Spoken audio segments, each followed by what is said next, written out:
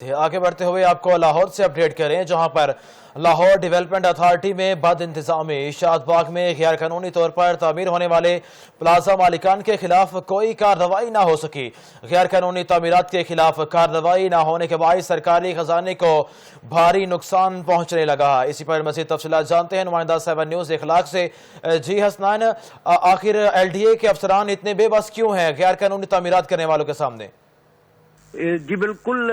اس حوالے سے جو ہے وہ ہماری ایل ڈی افسران سے بھی بات ہوئی ہے۔ ان کا موقف ہے کہ ہم جو ہے وہ اس حوالے سے بالکل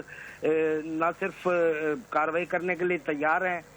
لیکن جو ہے وہ جو پلازا مالک ہے وہ اس قدر بااثر ہے کہ اس کے خلاف ہم نہ چاہتے ہوئے ابھی کارروائی نہیں کر سکتے۔ اس حوالے سے جب ہماری بات ڈپٹی ڈائریکٹر عمیر بن سعد سے ہوئی تو انہوں نے واضح طور پر جو ہے وہ 7 نیوز کو بتایا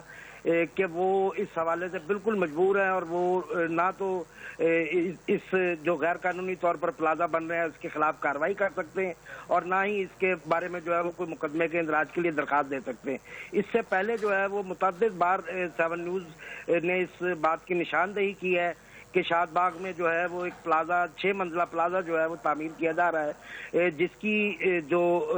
فیسیں کمرشل فیسیں ہیں وہ حکومت کو ادا کیے بغیر جو ہے وہ یہ پلازا تعمیر کروایا جا رہا ہے۔ اس حوالے سے اسسٹنٹ ڈائریکٹر عادل، اسسٹنٹ ڈائریکٹر احسن، ڈپٹی ڈائریکٹر عمیر بن سعد اور ڈائریکٹر عائشہ مطار سے بھی جو ہے وہ بات کی گئی، لیکن ان تمام افسران کا کہنا یہی ہے کہ پلاٹ مالک جو ہے وہ اس قدر بااثر ہے کہ اس کے خلاف وہ کسی بھی قسم کی کارروائی نہیں کر سکتے ہیں۔ جی بہت شکریہ حسنین، اخلاق تفصیلات کے بارے میں آگاہ کر رہے تھے۔